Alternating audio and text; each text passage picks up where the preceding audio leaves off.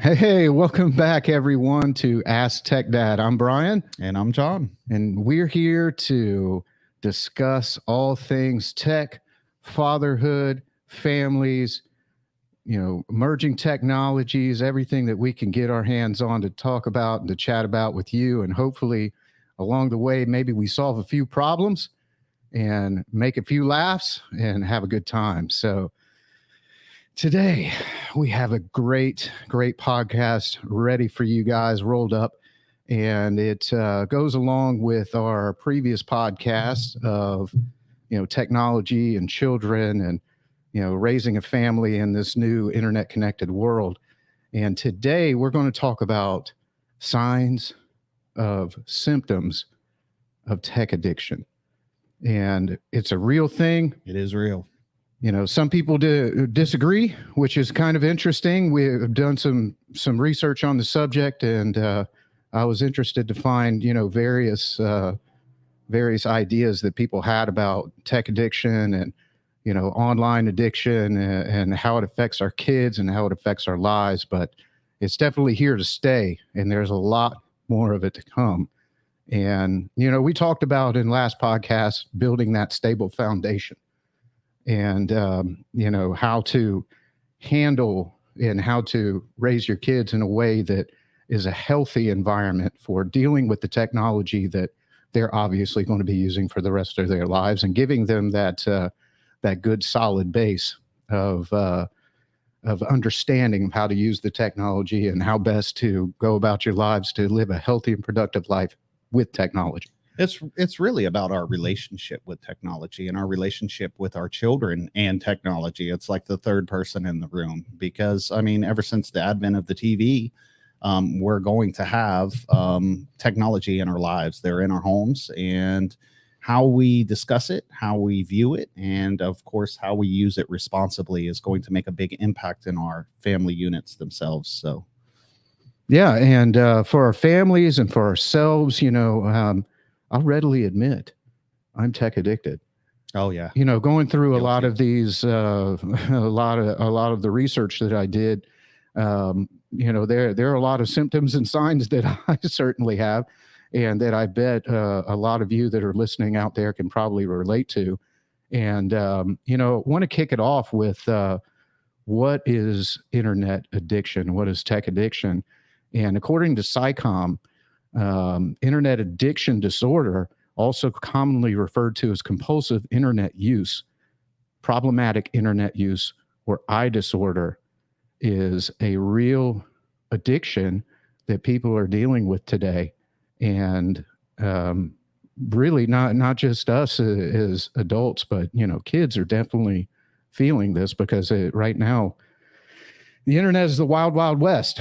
Is that what www stands for? Well, and you bring it up, we call it addiction, and it's, something we have talked about, is, addiction is a broad term and probably is not perfectly applicable in this scenario. However, it is based on the same concept. Your pleasure centers, certain parts of your brain are firing off when you are getting a post like, when you are getting a new item in a game, when you get that response back or you share something. We are wired to be communal, social creatures, and that feedback, that constant, 15 minutes of fame, kind of spread out over a lifetime, can have addictive things. The dopamine is rewarding you. It's telling you this feels good. And you're definitely going to seek it more. It's just how we're wired. So even though we're not talking about a drug addiction, and I'm sure there are huge differences between it, in a lot of ways, there are a lot of similarities to how we behave when getting something that makes us feel good. Yeah, some studies actually say your brain makeup is similar when you're addicted to the internet as you are when you suffer from a chemical dependency like drugs or alcohol. Some of these studies actually link internet addiction disorder to physically changing the brain structure, very similarly to what drugs and alcohol do to the brain. And it actually changes the gray and white matter in regions of a prefrontal brain. And as we know, kids their prefrontal cortexes aren't fully formed, so that can give them a lifelong change to their brain, Development disorder, development really. Yeah. disorders, and of how they deal with not just internet stuff, but how they deal with their daily lives going forward. Yeah, I think you're really hitting on it. Specifically, we're taking internet addiction can affect anybody. I mean, we are probably all guilty on some level. And most of us as adults have an ability to kind of self regulate, to discipline ourselves and say, that's enough. Time to, I got a big project tomorrow. I need to go ahead and shut this off and go to sleep. But the other part is kids aren't always as equipped or understand all those nuances to be able to do that. And so, what we're really talking about this time is symptoms and signs that you may recognize in your family members, specifically your children, that may cue you off that it might be time for you to intervene with your greater level of understanding and control as a parent, as a father, and kind of give them the tools and some help to get some respite so that they don't fall down that path. Unregulated, it can go pretty far. There have been stories in the news of people who have gamed for days and died from it. That's right. There are, That's right. there are physical effects to what is going on. But at the same time, we're talking about the long-term mental effects, impacts on grade, on socialization. And I think a good way to identify that is Brian's going to hit us off with some of the symptoms, just the short and sweet. What are the signs? What are they? Yeah, it's very similar to classic addiction, and every study, every site, every research place that I went to basically had the same list. Yeah. And it kind of goes off, depression, dishonesty. Have you lied about your internet usage? Have your kids lied about how long they've been online? No, I shut it off and I went to bed last night, Dad. No, you didn't. I checked the logs. You were still on, buddy. Feelings of guilt, anxiety, obviously, feelings of euphoria when you're using a computer, those likes, that fake feedback that you get, Or feeling the good. adrenaline rush. Some of these games are built on such a level. They're competitive first-person shooters. You can Right. really get a huge, backfeed of dopamine and adrenaline and all of these things pushing in Mhm. from a success, which could cascade into 3 losses, and now that's snatched away. Yep. Well, there's more. The inability to prioritize or keep your schedules. So A big one. sleep schedules, if they're not getting too much sleep, they're waking up groggy, things of that nature. Isolation. They're not coming downstairs, or they're not, they're locked up in their room, things of that nature. They lose sense of time. So you're on a game and you look up and it's 2 a.m. It's 3 a.m. I know I've done it. I've done it. Divisiveness, avoidance of work. So you're putting off your, obligations, or you're putting off that study time, or you're putting off that project or whatever, just to get in a little extra game time. Agitation, mood swings, loneliness. A big symptom of this is definitely depression. So all of those things that go along with depression are definitely a sign that there's something going on that's wrong. Boredom with routine tasks. So just asking simple things and really getting scoffed at for something that they wouldn't normally worry about. Well, I know you got some physical symptoms queued up, but I wanted Yeah. to talk about some of those mental ones real quick and related to something that absolutely happened to me recently. Yeah, you got a great story about that. Let's hear it. I really had this exact thing occur, and I have good communication with my kids. We have good guidelines and boundaries of what's supposed to happen. That doesn't mean it always is going to happen. And as soon as you're looking in another way, sometimes kids will take a little bit and take a little bit more. Specifically, I noticed an issue with my oldest child. He'd come down for dinner. I mean, he's a new teenager. He'd come down for dinner. He'd eat his food and he'd be gone. That would be it. That's all I see him. He'd come down and greet me when I got home. He'd come down to eat. But other than that, he was isolated in his room. How many days did it take you to really latch on to this cycle that was starting to happen? That's a really good question. It took a little while. Obviously, as adults, we can be pretty busy. We can also come home and have a tendency to check out. So I would say it was a good week to 2 weeks that I started to notice the patterns of behavior. Other things that I noticed was agitation. Any social interaction with his sibling was, I would say, of a pestering nature. It Hmm. wasn't really to connect. It was just kind of like being there and almost, trying to annoy somebody. And there was that sense of when you asked them to do something, there was a certain frustration that wasn't there previously. It could be Yeah. something minor, take out the trash. You Well, know, well, tell me, you told me this story, and I was really intrigued by it, and it actually spawned, the idea of doing this podcast. And one thing that you had told me was you had had a great conversation with him, a couple of weeks earlier about his grades. Like he was really doing good with his grades and so, doing really well, and then things changed after that, right? well, and that's what this all led to, is I noticed these behavioral signs, and it started to cue me in that, plus he was fatigued. He had missed, he was late to school one day. All of these are pretty minor. We're in the holidays. Yeah. Schedules can change. We just had the time change in the area that can mess up people.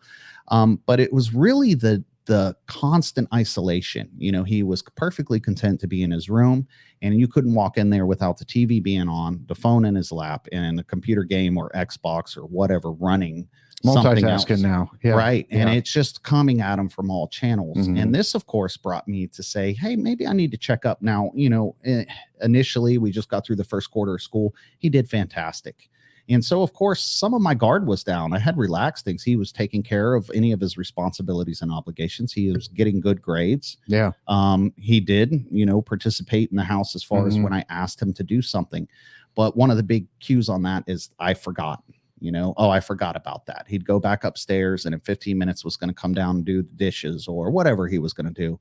And that got forgotten that day. So a number of these signs led up. And of course, I wanted to look at his school. And what did I find? Immediately, I found grades starting to go down. I found tests that weren't studied for. Thank goodness for Power School, man. Absolutely. Yeah. And, having that conversation, sitting down with him and being like, show me, made it a lot easier. And we kind of just went through everything. And it was, to me, it was like cause and effect. I could see the signs and behavior, and I was not shocked at all to see the secondary part of it. We had a discussion about from bedtimes to, regulating technology when going to sleep, that wasn't really happening. He had basically gotten off the ball. He's a kid. Yeah. And kids, this is going to happen. But I needed to be aware enough to recognize these signs that you're outlining, and none of them were super significant. We're not talking he was throwing temper tantrums and Right. had locked his door. Right. We're just talking that if he could skate by with his little social interaction and get back to his game, get back to whatever he was doing, he was content, and that was filling him up. And as that time went on, to recognize and react to that sign. And finding out that his school was down, we immediately made a plan. We adjusted. We stopped all technology until all of his obligations were met. We've kind of reset the track, I guess would be a nice way of saying Yeah. it. Yeah. And, I was not surprised a week later when I finally got notification from his teacher. So what's important here is that, there was a check and balance. The teacher reaches out and lets you know, hey, some things have been slipping. Right. But I already knew a week prior from these behavioral patterns. And let's face it, we're all busy. Sometimes that red flag from a teacher that comes up is the wake up. Is the wake up that something's going on, and now you got to do something about it. But that sixth sense that you had that something's off, and knowing the signs and knowing the symptoms, and just really kind of latching onto that and doing a little bit of investigative stuff. And you spend time with your boys. That's right. And you kind of know when things are going off, and time. Yeah, nothing replaces time. Yeah, and nobody can really tell you that any one of these signs is definitely indicative that Yeah. something's going on. But as a parent with a relationship with your kid, when that's starting, something's up. And I think really reacting to that and being able to have that conversation and not waiting and not and going a little bit further kind of curbs something that could have turned into another direction. And I could have totally cut off all of his internet. Instead, I told him that was the consequence if he didn't shape it up, and I gave him a time frame that I expected this to be corrected, and that I didn't want to keep falling into this pattern to play catch up again. So we're going to see how that goes. It continues to be a work in progress. He's a great kid. Yeah. I just think he needs that little bit of parenting and direction. And that's what we're really trying to caution everybody to look out for. Yeah, I've experienced this too with my boy is a little bit older than yours, and of course I've got a daughter that's right around your oldest boy's age, and the yo-yo is real, y'all. I mean, you feel it, you know it. If you're listening to this and you've got kids, you know that yo-yo of school grades going down, and then take away their Xbox or whatever, school grades come back up, and Yeah, it's amazing how quickly they right, correct without those right. distractions. So, in my house, we did something that kind of curbed the yo-yo for effect for a little bit, and it's been effective. It was at least a lot more effective when they were younger. Um, so basically, what I did to kind of curb that yo-yo is I put the power in their hands, and I made a set of ground rules, and I said, these are the house rules, these are the ground rules. So I said, you get an hour of tech time, whatever that is, playing a video game, whatever, for an A. You get 30 minutes for a B. You get nothing for a C, and you get zero, like everything's taken away for a D or lower. And it was amazing that for a long time, as they go through school, they get less and less, Sure. tests and less and less grades. Absolutely. So it's, it really works when they're younger. Especially for video game time, they'll pick up that Nintendo or whatever and play that. But it's a great reward for them to, when they get that A, incentivized it. Yeah. So now they can have their time, and they chose it. They know that they have to study to get that A. They know they got to study to get that B, and they're willing to do it at that point. So even though it didn't really take that, addiction part away, it kind of addressed it by limiting the time that they can be on it. And there's a follow-up and then giving them that, hey, this is yours. Like, you can choose to play games or not. All you got to do is make good grades. Mm-hmm. And it was amazing how that yo-yo just started, planing upwards to where they mostly got all A's at that point, because they wanted extra time and they liked the reward system, because they wanted to, they wanted to do well. It's not like these kids don't want to do well in school. It's not like they don't want to, please the parents if you're a good parent and whatnot. They want that attention. So that's kind of how I worked it when Ethan was younger and whatnot. It seems to work well on the younger kids. When they get a little bit older, that's a lot more difficult. And I don't think one solution solves it all, but you did set, some very clear standards and guidelines. And more importantly, in this HACCP, no matter what approach that you use, you must follow up on it. You must be aware, and you must be cognizant of why you chose that plan. Is it being enforced? And I think all of us, we set them all with the best intention, but, over time they kind of fade. I often spoke of the no online after 9. Yeah, it worked for a while. It did. But it also changed. Circumstances changed. Maybe we had a family function that took up most of the day. Right. And they've been itching to get home and play their game, but it just so happens to be 9. And so you let that one go. And then it becomes, it's not a hard, fast rule. Maybe I can get by here, or it's being on my phone count. And as we know, kids can interpret the rules in a lot of creative ways. Right. So I don't think any one solution is perfect, but that time is the essential ingredient. That follow-up, that connection, that rapport. The conversations, the conversations that makes it important, that knows that that's a thing that you talk about. It's not, super secret squirrel or anything like that. Like, this is something that it's not bad. It's not your fault. It's just here's some ground rules. Here's our, how we're going to do things. And I will say, in our house, that worked for a while. And, after it worked for a long while, as a parent, I started to pull back on it a little bit. And then, my yo-yo happened, where I wasn't, verifying as much as I needed to.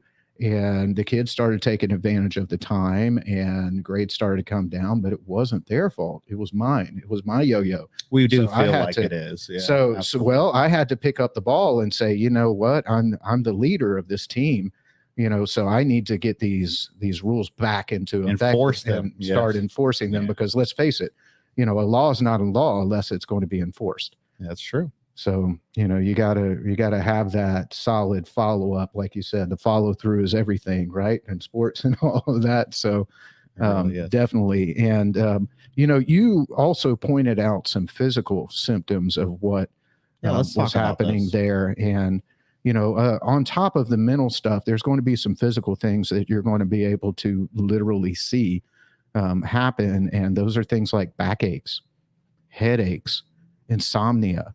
Big My one. my daughter came to me last night and this morning she was just grumpy, and I was like, "Hey, what time did you go to bed?" She's like, "I only got 4 hours of sleep." Why? I'm like, "Why?" She's like, "Well, I just can't get to sleep." But what was Well, the I know real why you reason? can't get to sleep. You were on this, screen that is displaying blue light into your eyes and keeping you awake, for hours on end. And yeah, your mind's not shut off yet. And I was like, hey, man, read a book before you go to bed. That rapid eye movement's going to help you go to sleep. Try to go to sleep earlier. Read a book instead of actually reading online. Now there are features on tablets and whatnot that will actually turn the blue light off for The reading. reds, the red light, and the Yep. orange. And, So you can do those, but you have to know where that stuff is. You have to be able to look some it of up. them do it automatically. Mhm. Nowadays, the research is in on that, and certain phones, certain smartphones, tablets. I know they'll automatically adjust based on a timer if they're turned on. So it's just an option, or if you Yeah, put just in the make sure that settings. those options, and some of these Mhm. things go hand in hand with the mental stuff. So poor nutrition, poor nutrition and avoidance of normal things. The avoidance of normal things is a symptom. Poor nutrition is absolutely a physical symptom of the mental symptom that comes through. Also, poor personal hygiene, That's a not big one. brushing the teeth, not brushing the hair, forgetting normal things that you normally do in the morning. That's because they're sleep deprived. They don't have that attention span. They forget those little normal things that you shouldn't forget. It's like, you really forgot to brush your teeth Well, it's also again. that time dilation, right? You look up and all Yeah, of a sudden it's way later and you're past your bedtime. You're you're like, gonna man, I got 4 hours. yeah, I'm gonna I got wake up, go to school. yeah, who's got time then? But yeah, this is a good clear sign, and it is one that is definitely appropriate because it was one of the things that I noticed too. Yeah. And that comes down to that same kind of level of self-care. As kids are growing into adults, they're going to start grooming themselves, especially teenagers. And when you start seeing that lapse, maybe something's got them distracted, got a hook in them. Yep. Yep. And there's a couple of others that were interesting that I hadn't thought of: dry eyes and vision problems. Interesting. Yeah, and weight gain or loss, and that's a big one. That's a big one. So I got a physical one that isn't on okay. the list. So my youngest comes to me and he starts complaining about his eye twitching, and one of his Oh, eyes was, it just, yeah, we've gotten them at some point. yeah. And my first thought was eye strain. And what had he been doing? Well, he happened to be playing 6 hours of one of his favorite games. And I said, how about you turn that off for a little while? Why don't you go find something else to do? And lo and behold, within a day, the eye twitching stopped. And it was just recognizing that sign and something, how he's sitting there, he's concentrating. Mm-hmm. And yeah, you're not really kind of designed for that level of intense focus for long periods of time. I mean, you look at your children and they can sit there and play a video game. Whereas if you had to sit in front of a computer and do work for that amount of time, you'd be, I need to get a break. It's time for a water cooler break. Yeah. And oftentimes they don't do that at all. They can very much go from one to the next, and it's hard for them to turn it off. Yeah, it's really hard for you to turn it off, especially when you start making the internet your life and you start making, the internet friends more important than your real life friends. And, Is there a difference now? well, that's really debatable because, most relationships start online today. I mean, Absolutely. internet dating is pretty much the way people are finding other people now. Yeah. So I'm not saying that this is a terrible thing. I'm not saying that being online is bad, but everything in moderation, right? Like you got to know the symptoms of whether you or your child have, been on there for too long. And this is definitely some things that you should look out for, just to, take that tech fast. that So we talked about in the last podcast. I like that. Yeah, the tech fast, the diet. Mhm. As we're talking about these signs and symptoms, we may acknowledge to ourselves that maybe I myself am falling into that habit. I get home, I stare at my smartphone for 2 hours after dinner, and then I go to bed. What are some things that we could ask, some questions we could ask ourselves, and maybe give us some insight into our children as well? Yeah, so I came up with some interesting self-test questions that you can ask yourself, you can ask your kid, you can ask your spouse, whatever. Are you preoccupied with using the internet? Do you think about the previous or future online activity? That's kind of a weird one. Yeah. Well, I mean, I've done it. I've thought about that game a little too much. I mean, I've dreamed about I was games. gonna say, dreaming about a game. You played a Yeah. game too much, and you go to sleep, and all you see is the crosshairs or whatever Well, it and we've is. all dreamed about work or whatever, and sometimes that's a symptom that you need to take a step back and, Sure. de-stress for sure. Um, do you have to be online longer to be satisfied? Do you have that need to be online Just one longer? more. Just one more. I got to Sure. stay up. I got to get this one last little carrot. It could be reading a post. I'm gonna scroll 10 more of those or whatever it Oh is. man, I've been down the internet rabbit hole, man. And you I've keep been to the going, end and of then you're like, Google. hey, if I just look at 5 more, Right, then I'll be done. And you look up and right. another 40 minutes has And gone by. listen, I just want to point out that we're not, we're not psychologists here or anything like Not a that. therapist. I'm absolutely guilty of a lot of these issues and whatnot, and it's refreshing to kind of look at myself through the lens of this podcast as well and see when the times I need to kind of cut back as well. Being a tech dad, I'm in tech all the time. I'm helping others with tech all the time. I'm helping myself. I'm trying to get new stuff going all the time. So I frequently fall into these categories. Um, you know, sometimes do you become moody, restless, irritable, depressed when you stop or decrease the internet usage? Absolutely. Have you made repeated or unsuccessful attempts to cut back, to stop or control your internet That's a big use? warning flag if you're If struggling. if you can't just turn off that phone at dinner time, if you can't just, if I have to check my Facebook or my Twitter or whatever, 3 times an hour, really? Do you need to check it that much? That's definitely a sign. That's a good self test.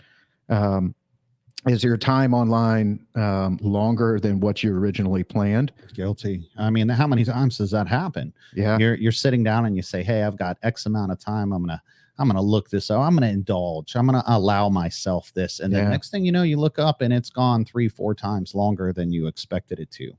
And you have eschewed other things that probably could have used your attention. And one begets the other because we talk about parenting and time. If you're falling into the hole and you're spending a little bit too much screen time, what are your kids doing at that point?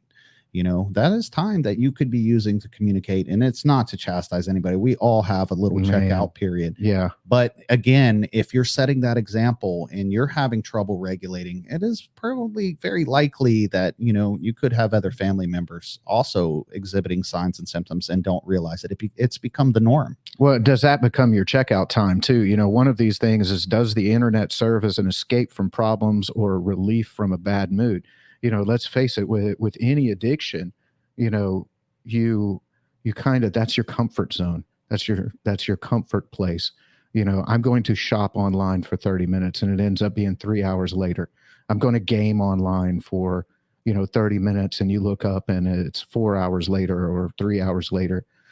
I've had these things. I've definitely, since I was a kid, been addicted to internet gaming. And there are a lot, I've said this before, there are a lot of good things that came out of that. Oh yeah, yeah. We're not detracting from the No, I mean, benefits. my whole career spawned from internet gaming, honest to God, and my curiosity for technology and whatnot. So, It's a I'm very, gateway. it is a gateway. It's a gateway to a profession. Yeah, some kind of profession. So definitely that was, those are some self-test, Well, questions that you can ask. And that you can do a little evaluation, man. Make some check boxes and just check them off. You got two or the three, take a tech fast. Yeah, take a break. I'm guilty of that last one. Definitely, I call it decompression. Sometimes I don't want to engage in, so I want to read the news for a little bit, or I want to look at this feed, or I just want to let my brain, enjoy technology for a little bit before I transition in. And Mhm. how often those times. But really, when it comes down to it, you can always shut it off. It'll be there waiting. We've talked about the permanence of the internet, so you're not missing anything. I promise you, it'll be Right. there. And there can always be, that time to say what you need to say, do what you need to do. But, time can't be replaced. Sometimes it would be better for you to be in the real world and give some time for the people around you instead of being on that game or being on that, chat forum or shopping or whatever. Is there a better use of your time? That's where the tech fasting comes in. That's where the self checks and the self regulation comes in. And, one thing that I think a lot of parents are having an issue with today is they know this is a problem. They see this as a problem. They go into a restaurant and they can see that family where everyone's on the phone, the kids are on their Game Boy or, whatever it is. And they see that that's a problem. Or maybe you're that family. I don't know, who you are listening. But one thing that is true is this is a real addiction kind of situation. And how do you take that away from a kid? Because one thing that happens when it's different, well, I won't say it's different with an adult because, adults have problems. They have withdrawal when you take them off of some kind of a drug or something that you're addicted to. And, how do you really take away all of that tech time when they're really addicted to it? Because, the common things are you're going to have that outlet, they're going to lash out. They're going to get angry at you. They're going to get mad at you. They're going to, Resent you. resent Yeah, you. They're yeah. going to say things that they never mean, because they're having a withdrawal symptom, knowing that they're not going to be online. They're not going to play Call of Duty with their buddies that they've cultivated for, years sometimes. How do you really um, just not take it away? Because, there's real consequences to addiction, even tech addiction. Now, a lot of us will just say, hey, it's not really an addiction. Your body isn't physically need it. Your body doesn't physically need it. And if you take it away, you should be okay. Well, there is a real thing called, what is that, John? It's some kind of psychosis, I believe. It's Well, there's different psychosis. It does fall under psychosis. Cyber psychosis there it is. is one that I don't think is perfectly appropriate. It usually deals with adding technology to your person, and it kind of disconnects you from your humanness, your society. It's been in games and so forth, but there is definitely a psychosis. That factor of you take something away and they feel this void. Depression, that isolation. While they were isolating from you, they were part of a different community. Now you're Mhm. taking that community away from them, and it can be a little shocking. And It can you had totally be a some shock to the system. commentary about if that's the best way. Should you? What? Okay, so I've determined there is some serious problems going on. Yeah. And do we take the diet? Do we enforce that? Do I just snatch it all away from my kid until some time period is gone to kind of reset Yeah. back to a baseline? And that What was do you my, think? well, my experience was, I went through that yo-yo, and that's really what it was is, the initial, all right, things aren't right. So I'm taking everything away. You're going to go cold turkey, if you will. And, there's that initial, backlash of, I'm not going to have it. I can't do it. You're telling me I can't do something that I'm attached to that obviously happens. But then when they get over that, they really start doing things. They're still addicted, Oh yeah. even Oh, though yeah. They still even though want it you take it back. away, Yeah, they want it back. they still want it back, and they're going to start being the model person to get what they want, and I've noticed that too. They'll well, immediately that's a change, classic and it's addiction. perfect behavior. That's a classic addiction thing. Is now I have to be this way to get it back, and that's it's a yo-yo situation. And really, I think that, addiction is something that you can't, from my experience, you can't handle it in a night, you can't handle it in a week, you can't handle it in a day. It's something that is ongoing, that you have to constantly, be there. You have to address the problem. You have to show that you care. You have to become more computer savvy yourself and see what's going on, and maybe even be a part of that. Or you just at least have to be involved with your kids. You have to be involved enough to know what they're getting into. You may not understand it all or be into the same things, but if you're spending that time and you're aware and you're having conversation, who's their favorite character? What's their favorite game? Who are their friends online? If you don't know the answers to these questions, maybe now's a good time to ask, to reconnect, to find out. And there is that little bit, it feels like an invasion of privacy. It could feel, but let's face it, they are minors. They're your children. There is no expectation of privacy there. I'm not saying you have to run over and watch everything that they do. Right. But you should be aware of where they're going, what they're up to, what their interests are. And, we talk about time, I think that would be another great podcast, time and technology. And there are ways to connect with your kids and do certain things. And I think we can cover that in another one. But what you're saying really comes down, you don't have to have technology to do any of this. It really comes down to parenting, but you have to be willing to breach that barrier and maybe look into things that you might not be that interested in, but I'm sure there's some common ground there. I think more likely we'll find out that you have a lot more in common. They're using the internet similar to how you are. They're looking at it mostly on their smartphones. I think in 2021, they were noticing 70% of all media time is on smartphones. Wow. Most kids do have them. The average internet user checks their phones 58 times a day. Yeah, I believe that. So, I mean, when we're talking addiction, are we talking 120? Like yeah. Is it 120 times? Is it 240? There's no perfect answer of what works for you and your family and what is the best way. But that engagement has to happen. That communication has to be opened up, and you should be aware. I mean, you're going to get the best results, and you're going to try different things. And as we know as dads, you make mistakes.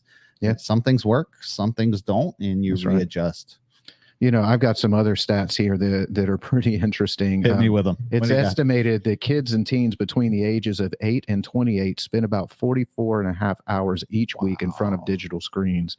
That's a work week. Well, yeah. Well, I mean, you think it's in schools, when they get home, it's everywhere now. And if you've got virtual learning and things of that nature, it really jacks that number up. About 23% of kids and teens have reported that they actually feel as if they have addictions to video games. A quarter of the kids know that they're addicted themselves, and they're self-aware that they are addicted to these games. And that breaks down to 31% males and 13% of females. Wow. I remember when I was a kid, going to the arcade was a magical thing. We didn't have the constant on tap. I remember the Envision. I remember, for our younger audiences, Atari. Would you explain what an arcade is? Yeah. So you'd go to this shop in the mall, and like they would have all of these, they were the cabinet arcade games, and you would just pump quarters in. And you know what your limit was? Because you could go in there and it was like entering another world. Right. And the time would just fly. Your parents could drop you off, go shopping, and you came out. But the finite limiting factor was you only had so much money to spend. Yeah. You might have gotten $10 or $20 in quarters, and they would go fast. And by that point, you were kind of looking at unless you were good. Yeah, unless you were really good. But even so, those games were built to keep that flow going. You constantly had to, most of them they'd wear you down. So you're going to hit some point. But I'm just saying there was a limiting factor. It wasn't on tap like it is now. Right. I try to imagine how I would deal with things if I had the arcade in my house when I was a kid. And I mean, they built the console systems, but even still, they're nothing compared to the games that we have today. Right. They are full simulated environments. Well, and some these games don't end. These massive multiplayer online role-playing games like World of Warcraft, they're designed to never end. Yeah, there's always something more to do. Yeah. And there's always someplace more to go, and there's always another expansion pack, and there's always another downloadable content or something that, keeps you enticed to not spend quarters, but spend dollars now. Well, yeah, but most importantly, you're spending your time, and you Mhm. know, just 5 more minutes, just 15 more minutes, and I'm going to complete this quest. And I mean, I think we're going a lot towards gaming. We both have a lot of experience towards that, but the same thing can happen with social media. The same thing can happen. I mean, obviously, in Hey, online shopping addiction is real. And pornography is yeah, another one that is yep, part of it, and absolutely. that is going to come out with your kids. I mean, back in the day we had, you know, a nudie magazine, but you know, you definitely, now it's on tap. It's completely there at It's any in time. ads. Yeah, It's in ads in a video game. yeah, You know, I it is mean, the video game. You're seeing some of the yeah, models. some of the video games are definitely blur the lines between porn and game so these days. so what do I do? So, you know, what is the best steps of, you know, how do we handle this? You've recognized the signs, you've seen it, you've recognized them in yourself. Your kid is willing, you want to start the conversation. Yeah. You know, what are the steps there? You know, I think the initial step that I like to take, and I don't like to be preachy, so I'm just kind of going to come from it from a gestalt method of saying my experience Sure. is the first thing I look at in myself is, you know, am I exhibiting these behaviors and are my children picking up on those behaviors and mirroring them? Because let's face it, our kids mirror a lot of what we do. You know, that's why they end up talking like us and walking like us and all of those things. But that's the first step is I really take self awareness. You know, earlier I said that, you know, we came up with rules, and we had some good results with those rules, but I fell off in, you know, maintaining those rules. And that's something that, you know, I have to look at myself and say, is it their fault now or is it mine? And I like to take responsibility. So I try to change myself as best as I can.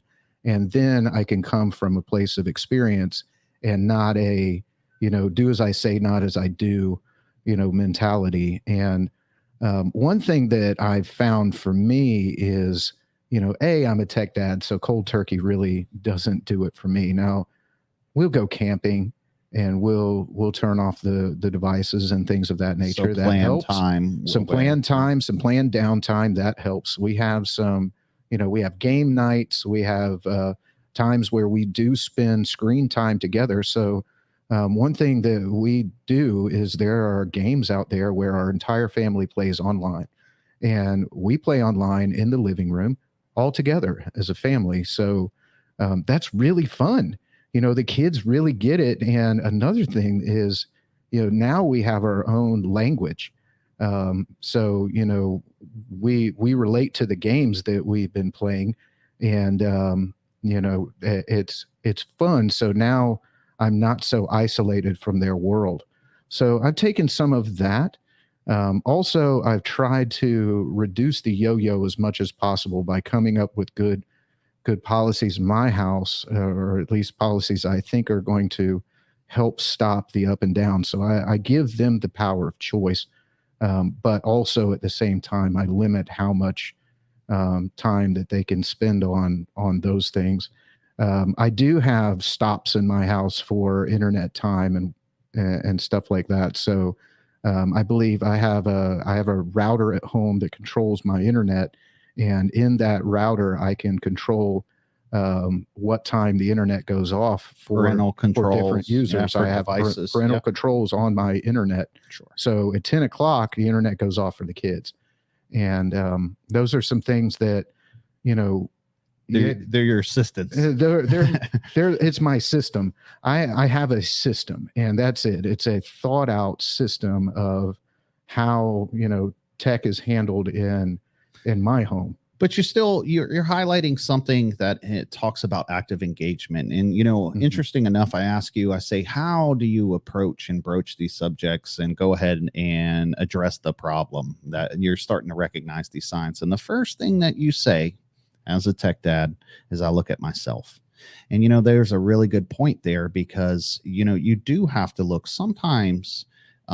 Children given the choice between spending some active involvement time with you, whether it's sitting down and playing a card game, a board Mhm. game, playing 20 questions, they'll choose that right over playing the video games. So It's what true. happens is the video games become a filler. It's the most fun thing to do when there's nothing else to do. Mm, yeah. Internet and so forth.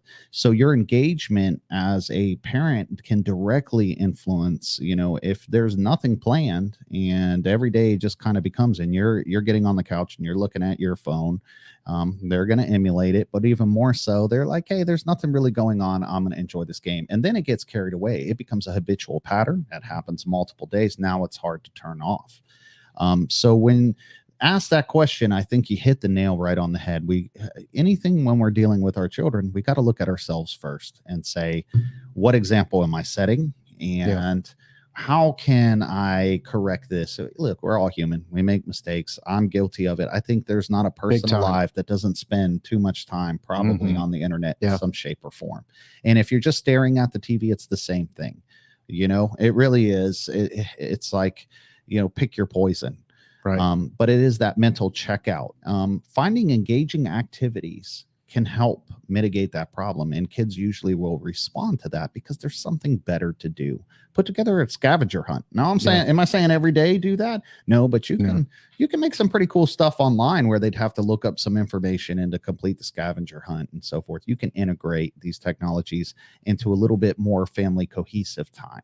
Right. But there are ways to engage, or importantly, recognize when you're not engaging and to re-engage with your kids. Yeah. And that's the first place. Because and one thing that I want to bring up too is that there's a difference between a passion and an addiction. Okay. What is that difference? Tell me about it. Well, I think a passion is definitely similar to an addiction, but the thing is that it doesn't negatively impact the other spots of your life. So if you're actively learning something and want to be passionate about playing video games, and you play 6 hours of video games, I don't think that's a bad thing all the time. Esports is real. You can get scholarships to colleges by playing games online today.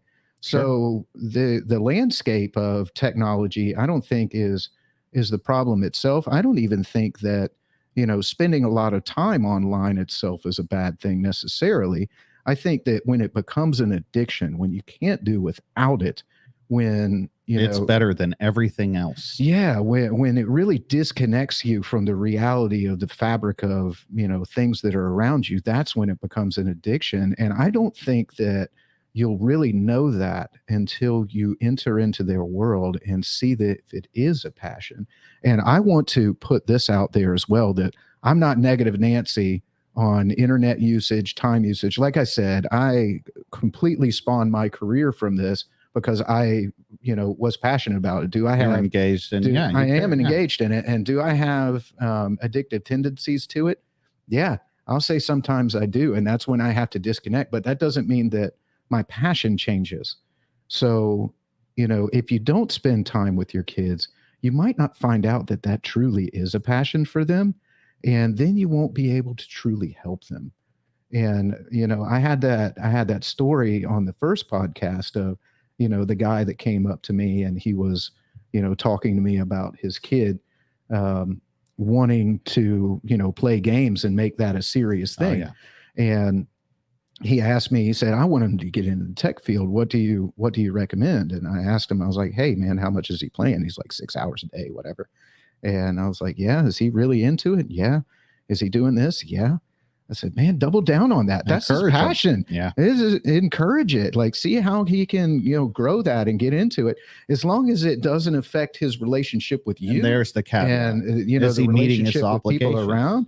Yeah. Is he doing good in school? Does he have real world friends that, maybe he plays games with? I mean, of course, I've got friends that I made when I was, a teen and in my 20s online, playing a video game that I've met in real life and we've actually had relationships with. Sure. In my business, I hired a gaming buddy that I met online playing a game, and we ended up trusting each other so much that we ended up working together.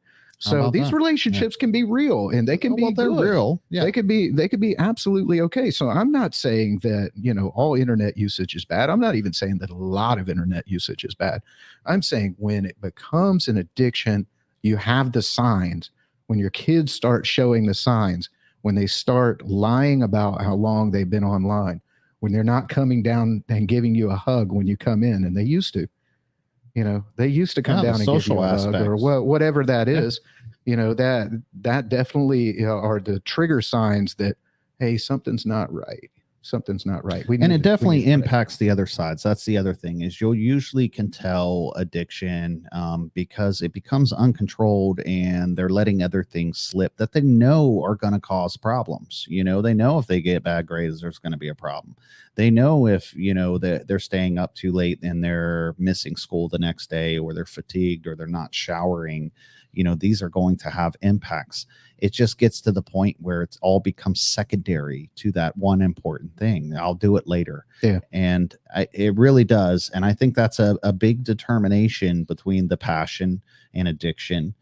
Comes down to those negative impacts. If you start seeing those things, those are warning signs that maybe it's a little bit more out of your control. And passions can also be addictive. Absolutely. Absolutely. And Yeah. that's what I was trying to, say, is that my passion is definitely addictive. I fall and pray to the, to the next boss in a video game, or the next game with my buddies, because we're going to win and we're getting better and we're getting better and we're getting better. That it's an easy road to go down. And, that's okay, as long as real world stuff is happening, is getting done. If I would even say, you're getting good grades, you're listening to your mom, you're doing all the stuff that you're supposed to do, you're playing a little bit more online than you should be. Just going to monitor that. And I'm going to make sure that grades stay high, you're still being social, you're still doing what you're supposed to do. Are you learning about stuff online? And that's another line that I want to bring up as well, is creation versus consumption. Okay. That's a very um, that can be a very slippery slope as well, because most people are getting addicted to the consumption. They're not getting addicted to the creation. Now, you certainly can get addicted to the creation. You make a TikTok video and it gets how many likes and whatnot, and it's like, oh, that feels good, I'm going to make 1 billion TikTok videos. And that's okay too. There's definitely addiction in that as well, but I also encourage a healthy amount of creation versus consumption on internet usage. So There is a difference between you yeah, posting content and you sitting scrolling the internet for 12 hours or 5 hours or well, 4 hours. that is also another indicator of whether it's a passion or whether it's an addiction. If you're just consuming all the time and you're not actually creating and doing things to, enhance other people, I would say that that can easily, lead down to that road of addiction. If you're just playing that video game that somebody made, over and over and over, and you don't get any real world benefits out of it. It starts breaking your life. It starts, breaking your habits. You don't wake up early enough to And you brush don't your feel teeth good before about school. yourself. Usually, No, you got you anxiety. know. They don't feel good about themselves. They're Yeah. like, oh, if they're down on themselves, like, oh man, I'm terrible. That those are all classic signs. But I would say that's a good checkbox of, is this a passion or is it an addiction? If you start creating things and making stuff of it, and that I liken that to my experience where, my first server that I ever hosted was a server that my buddies and I could play games on. And that was my first experience into business, because I started paying for the server space, and I started hosting server space, not just for my buddies, but I actually let other people host their servers on it, and that paid for my server. And now we had all this free server space, and it was a cool thing. But And a I star started. was born. Yeah, and that started to kick it off. But that's really when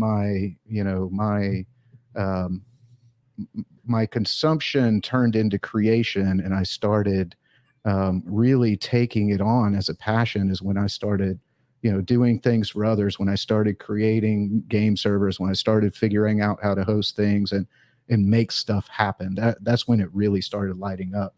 So, sometimes if they've got an addiction like that, maybe taking it away isn't always the best thing right off. Maybe, doubling down. Hey, have you decided? Have you tried to create the server? Have you tried to do this? And knowing that, being able to have that conversation is the showing you care part of that. Address the problem, show you care, become more computer savvy, set reasonable rules and boundaries. The showing you care part of that can really reach a kid in that time. Yeah, that's a lot of good information, and we are coming up to wrap up to a close. You did lay out some things that answers the question, what should you do when you recognize the signs? And you went through them kind of fast there. Address the problem, show you care, definitely get engaged, involved, understand the technology a little better, and be reasonable, set rules and boundaries, be flexible. Keep in mind that it's here to stay. You're never going to be able to blank it out. That's and right. There probably is no exact perfect solution for each family. Some families, you don't have your kids full time. Some families, your control of those technological devices could be. So really, it's just the engagement and communication. Be aware. Definitely the self-actualization of looking at yourself and saying, what kind of example am I setting? And make time, make other activities also to step up to the forefront. Make sure it's not just being filler. Anything you want to leave us out on? Man, that was so much. That was a lot of good stuff. No, I'm going to let you have it, because that absolutely sums it up, John. Thank you so much, and appreciate all the time there, Brian, and thank everybody for tuning in and checking us out. Awesome. Hey, if you guys have something you have on your mind and you want John and I to talk about it, please leave comments, give us a DM. If you like what we have to say, if you don't like what we have to say, that's okay too. If you've got some interesting ideas on the subject, on how you've handled this, we'd love to hear it. We'd love to share it with everyone. Please go ahead. Let's make this social. Let's get this out there and let's help some more folks. Yeah, don't just consume, create. Yeah, we'll definitely take any tips, any kind of information or topics you'd like us to cover. Obviously, we love talking, and we're glad to like us, bell us, share us, all that fun stuff. Till next time, I'm John. Oh, he's John. I'm Brian. And we're AskTechDad. Thank you, guys. Bye, guys.